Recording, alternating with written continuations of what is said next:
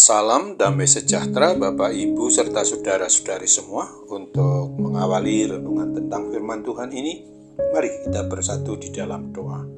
Tuhan Allah Bapa di surga yang melampaui segala hati, akal, pikiran, dan perasaan kami umat manusia, berfirmanlah kepada kami, sebab kami bersedia untuk mendengar, dan oleh pertolongan Roh Kudus mampukan kami agar boleh melaksanakan firman-Mu itu dalam hidup kami sehari-hari.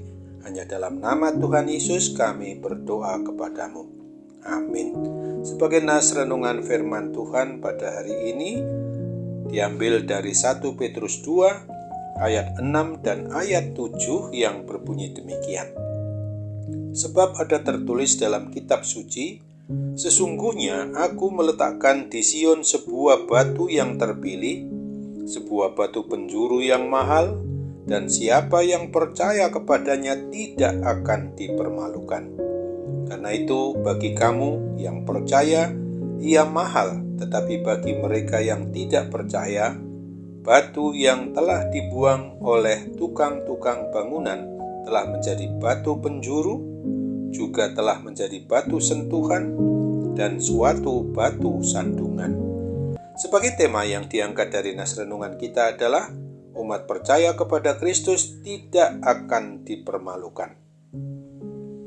Batu penjuru adalah batu pilihan terbaik yang diletakkan menjadi acuan atau kiblat pembangunan suatu gedung.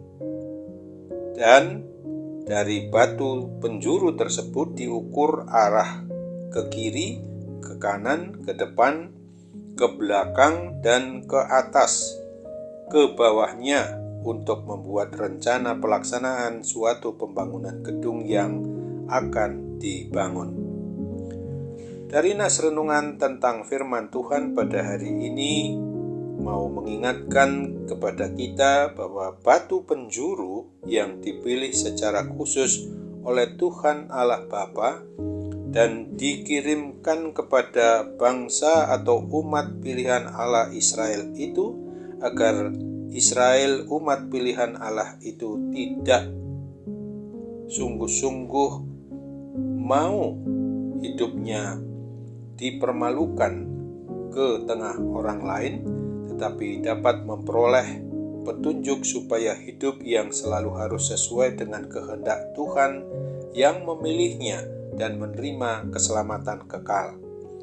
Ternyata bahwa Tuhan Yesus Kristus Sang Mesias dan juga sebagai batu penjuru yang dimaksud memenuhi nubuatan perjanjian lama itu telah ditolak dan dibuang serta harus menderita sengsara dan menanggung kutuk di kayu salib di Bukit Golgota oleh umat pilihan Allah itu sendiri yang melaksanakannya dengan jalan disalibkan sekali untuk selama-lamanya di kayu salib Bukit Golgota, dan umat Israel, mereka yang menolak dia, tersandung oleh batu penjuru itu dan harus terbuang dari negerinya sampai 2000-an tahun.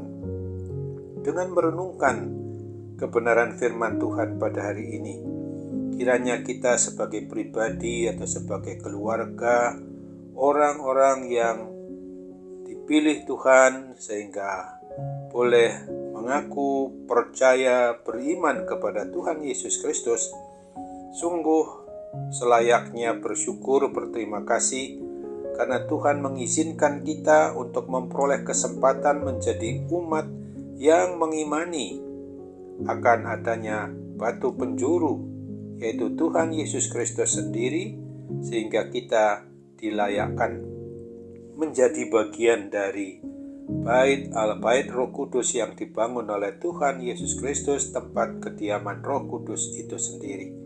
Karena bagi yang percaya beriman kepadanya akan dijadikan bagian dari penghuni bait Allah yang kudus, yaitu setiap pribadi yang bersedia menerima dan mempersilahkan Roh Kudus berada di dalam hati, akal, pikiran, dan seluruh aspek dari diri kita umat manusia, sehingga kita tidak dipermalukan, tetapi sungguh bagi yang menolaknya, tidak mau menerima satu-satunya Tuhan dan Juru Selamat umat manusia itu akan tersandung, jadi menjadi jatuh dan oleh batu penjuru yang dimaksudkan itu, dan tidak akan diterima menjadi bagian dari penghuni untuk bait Allah maupun tempat kediaman Allah yang kekal di surga. Untuk itu ingatlah akan apa yang dituliskan di dalam Yohanes 3 ayat 18 ini. Barang siapa percaya kepadanya, ia tidak akan dihukum. Barang siapa tidak percaya, ia telah berada di bawah hukuman, sebab ia tidak percaya dalam nama Anak Tunggal Allah. Amin. Mari kita kembali bersatu dalam doa. Tuhan Allah Bapa di surga, puji syukur dan terima kasih kami kepadamu Bapa untuk hal yang boleh kami alami dalam hidup kami. Setiap diri pribadi maupun keluarga kami yang sudah beriman, sudah percaya kepada Tuhan Yesus, itu berarti kami sudah Tuhan angkat, dipilih dari dalam hidup yang menuju kepada kebinasaan neraka itu, tapi oleh penderitaanmu, oleh kesengsaraanmu, oleh matimu di atas kayu salib di Bukit Golgota, menanggung seluruh penderitaan akibat dosa-dosa kesalahan kami. Tapi Tuhan mau bangkit untuk membangkitkan kami dari kuasa neraka, kuasa kematian kekal itu. Maka mampukan kami untuk mensyukuri, untuk berterima kasih kepada Tuhan dengan perbuatan hidup kami ini yang menjadi berkat keselamatan juga bagi orang lain. Jangan sampai menjadi kutuk, jangan sampai menjadi batu sandungan, dan kami tidak akan dipermalukan oleh pertolongan Roh Kudus sendiri dalam hidup kami. Sambut apalah doa dan permohonan kami yang kami tahu kurang sempurna ini. Tuhan sempurnakan dan kabulkan menurut kehendak-Mu dalam nama Tuhan Yesus. Amin.